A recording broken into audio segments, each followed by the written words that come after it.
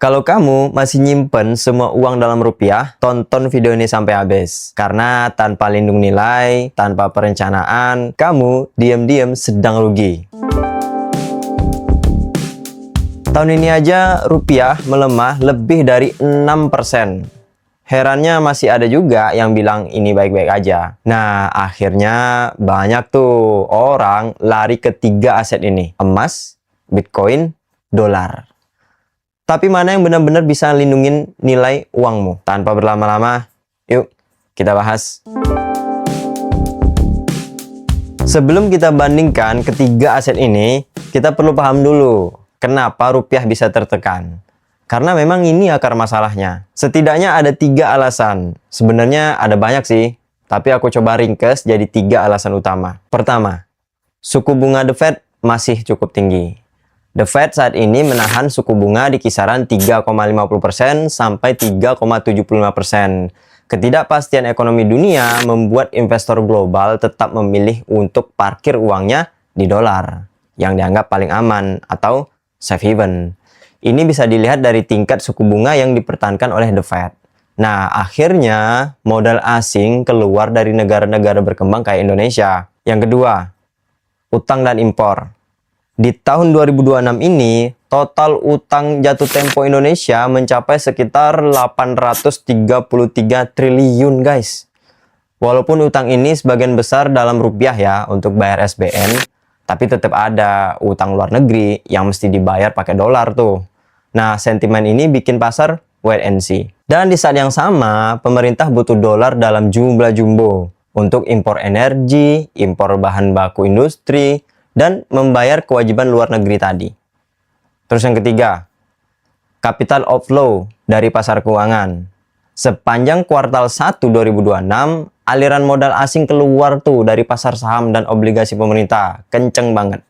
Sebanyak 26 triliun rupiah untuk pasar saham dan sekitar 25 triliunan rupiah untuk pasar obligasi. Investor asing pada ngejualin aset berdenominasi rupiah untuk menukarnya kembali ke dolar Amerika.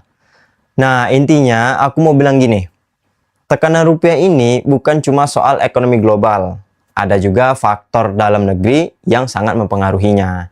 Nah, disinilah keputusan keuangan pribadi kamu jadi penting. Karena kalau kamu cuma pegang rupiah, nyadar atau enggak, sebenarnya kamu terkena dampaknya langsung. Sebelum kita bandingkan, kita harus jujur dulu soal identitas masing-masing aset ini. Karena salah satu kesalahan terbesar orang adalah membandingkan aset yang fungsinya berbeda seolah-olah mereka setara. Pertama, yaitu emas. Emas adalah store of value, penyimpan nilai. Emas udah digunakan manusia selama ribuan tahun. Jauh sebelum ada bank, sebelum ada rupiah, sebelum ada internet. Emas tidak menghasilkan dividen, guys. Tidak ada bunga. Tapi ia punya satu kekuatan yang jarang dimiliki aset lain, yaitu nilainya relatif stabil dalam jangka panjang terhadap daya beli real. Kita udah pernah bahas lengkap banget soal investasi emas. Kalian bisa cek, link ada di deskripsi. Yang kedua, Bitcoin. Siapa yang nggak kenal Bitcoin sekarang kan? Bitcoin sering disebut dengan emas digital. Bitcoin memang punya satu kemiripan dengan emas, yakni pasokannya terbatas.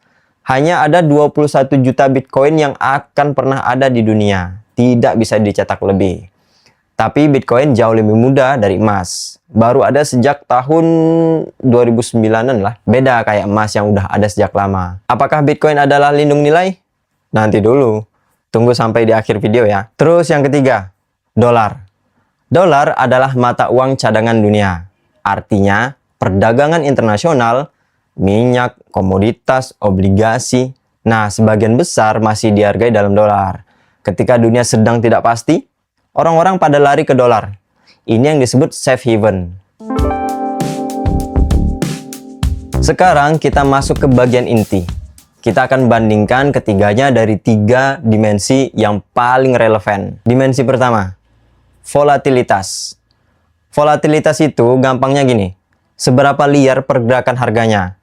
Biar makin jelas, coba lihat grafik ini. Perhatikan polanya 10 tahun ke belakang. Gerakannya cenderung membentuk tangga naik yang rapi dan konsisten. Memang ada sih riak-riak kecil, tapi jalurnya terprediksi. sampai pertengahan 2026 ini posisinya kokoh merangkak naik mendekati Rp18.000. Bagi kita di Indonesia, dolar ini adalah jangkar yang stabil terhadap pelemahan mata uang rupiah. Kita lanjut grafik emas. Bertahun-tahun emas bergerak tenang, seolah nggak terjadi apa-apa. Tapi begitu dunia dilanda ketidakpastian, emas langsung meroket tajam membentuk kurva melengkung ke atas. Coba kita flashback sedikit. Beberapa tahun terakhir ini, tensi geopolitik nggak lagi skala lokal guys, tapi udah jadi global. Mulai dari konflik Gaza, perang Rusia-Ukraina, perang Timur Tengah, belum lagi perang dingin Amerika-Cina. Nah, karakter emas itu, dia tenang saat kondisi aman, tapi akan melesat secara konsisten saat krisis melanda. Nah, sekarang kita bandingkan dengan grafik Bitcoin. Ini dia, definisi nyata dari roller coaster keuangan. Lihat betapa ekstrimnya gunung dan jurang yang membentuk grafik ini. Contoh, setelah sempat mencetak rekor fantastis all-time high di tahun 2025, coba perhatikan apa yang ada di 2026. Harganya longsor tajam dalam waktu singkat guys. Bayangkan dalam waktu kurang lebih setahun aja, harganya bisa goyang drastis gitu naik turunnya. Dan ini bukan cuma di 2025 ya. Masih banyak gunung dan jurang di tahun-tahun yang lain. Poinnya adalah, untuk fungsi lindung nilai, dolar dan emas pergerakannya jauh lebih bisa diprediksi.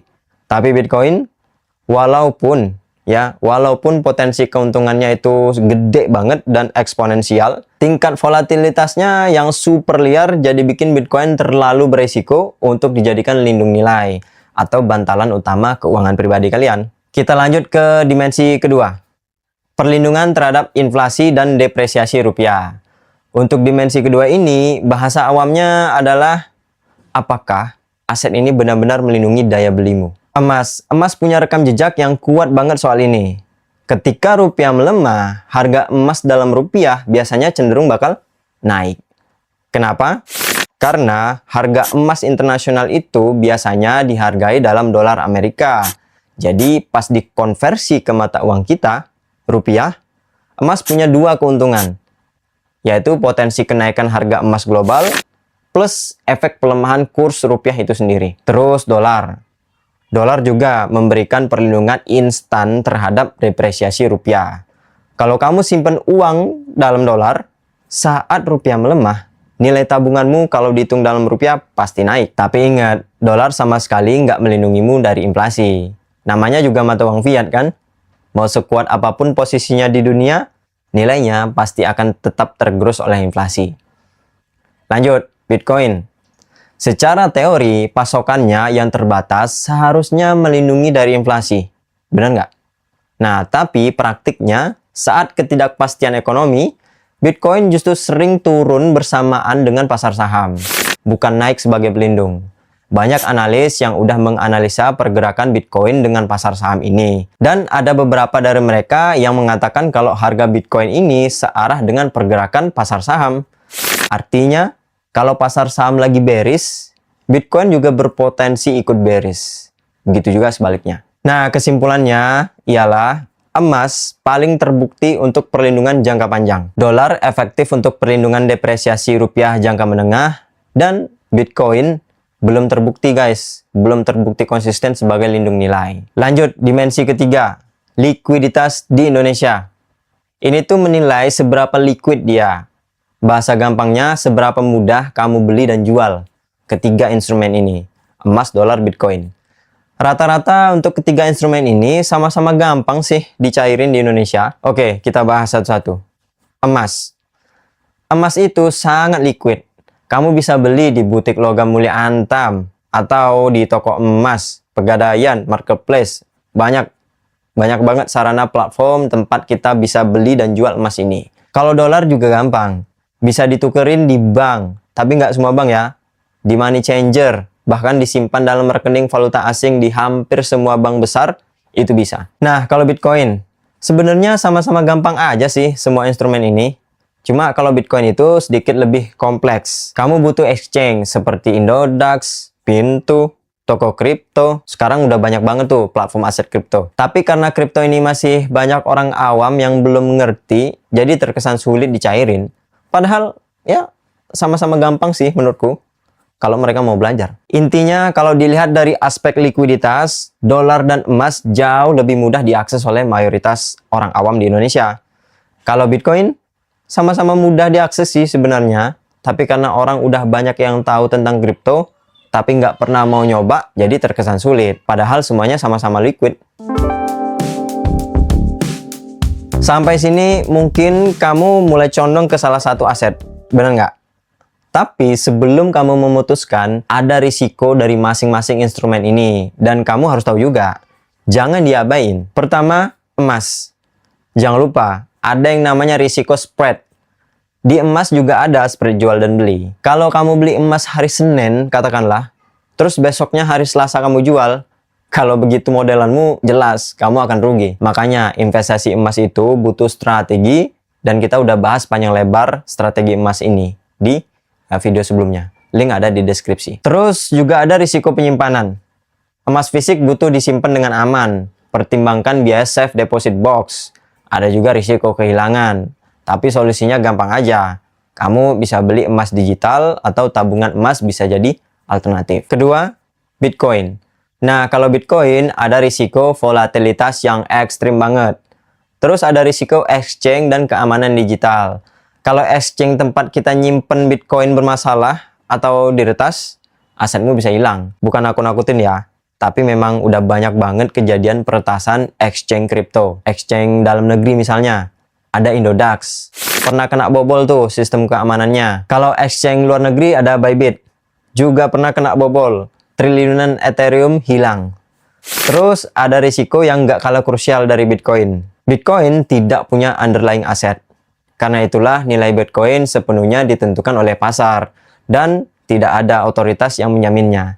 Seperti yang kita tahu, teknologi blockchain kan identik dengan desentralisasi. Ketiga, dolar.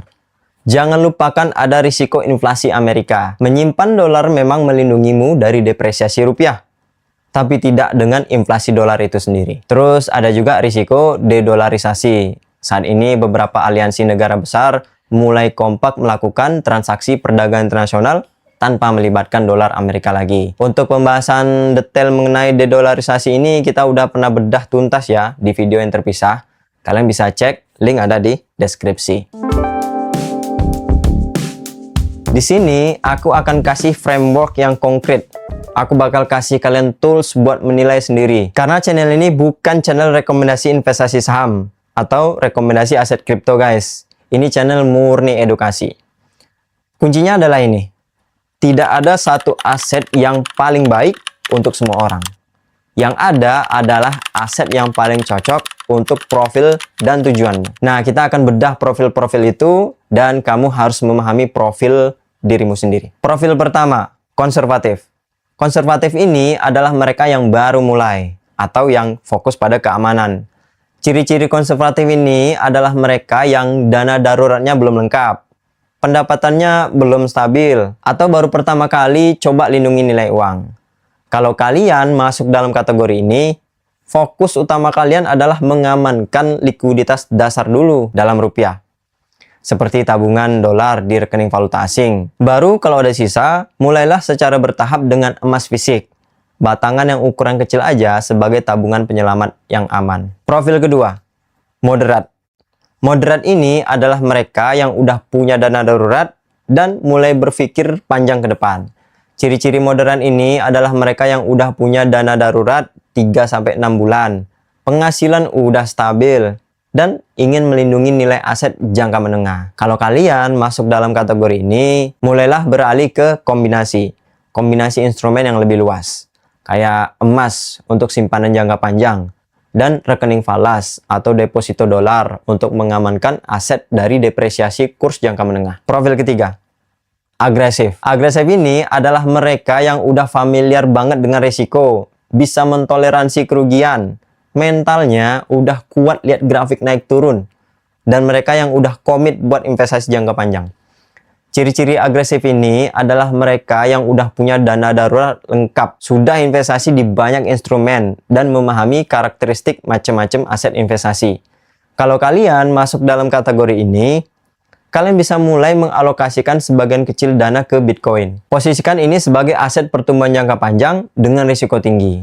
Tapi ingat, porsinya jangan sampai menggeser posisi emas dan dolar sebagai lindung nilai utama kekayaanmu. Dari ketiga profil tadi itu, yang jangan dilupain adalah diversifikasi. Diversifikasi itu bukan berarti kamu harus beli semua aset sekarang juga. Diversifikasi artinya kamu tidak menaruh semua telur di satu keranjang. Dan keranjang yang paling berbahaya saat ini adalah cash rupiah yang hanya tidur di rekening biasa aja. Karena kalau kamu tidak bergerak sekarang juga, rupiah terus bergerak dan sudah terbukti bergerak tidak ke arah yang menguntungkan kita. Menghadapi dinamika ekonomi global dan kurs rupiah yang terus menurun saat ini, bukanlah tentang menebak aset mana yang paling menguntungkan besok pagi. Ini tentang bagaimana kamu memposisikan dirimu di tengah ketidakpastian. Emas untuk fondasi yang kokoh, dolar untuk likuiditas, dan Bitcoin untuk ruang pertumbuhan bagi yang siap dengan risikonya. Pilih instrumen yang sesuai dengan kapasitas keuanganmu hari ini. Amankan daya belimu dan jangan biarkan asetmu habis tergerus waktu tanpa strategi yang jelas. Semoga video kali ini bermanfaat. Jangan lupa like, subscribe, dan aktifkan lonceng notifikasinya. Sampai jumpa.